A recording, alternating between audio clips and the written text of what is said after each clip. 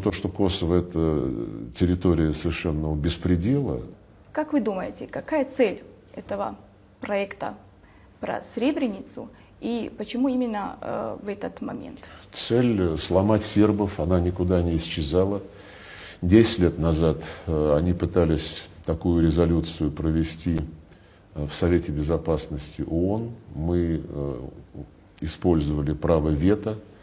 Это невозможно объяснять, чем в практическом плане руководствуются европейцы, продвигая эту идею, кроме одной причины. Сербы слишком своенравны, сербы слишком самостоятельны в своих действиях, сербы не покоряются требованиям присоединиться к санкциям против России, сербы не хотят признавать независимость Косово, не хотят, чтобы Косово становилось членом международных организаций. А для Запада это сейчас фактически ультиматум Белграду.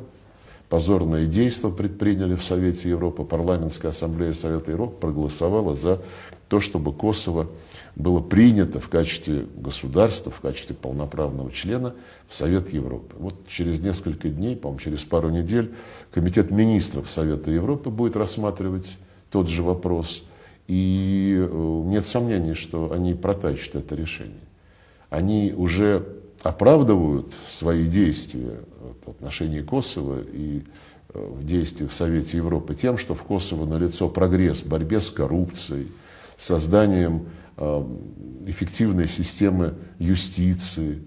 Но то, что Косово – это территория совершенного беспредела, знают все.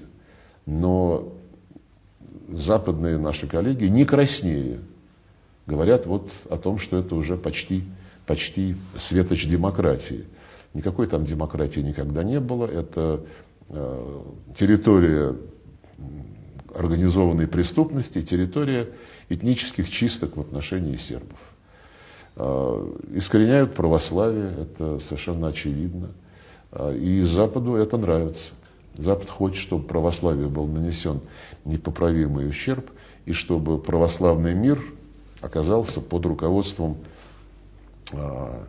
стамбульского патриарха, который, в свою очередь, находится под прямым управлением Соединенных Штатов.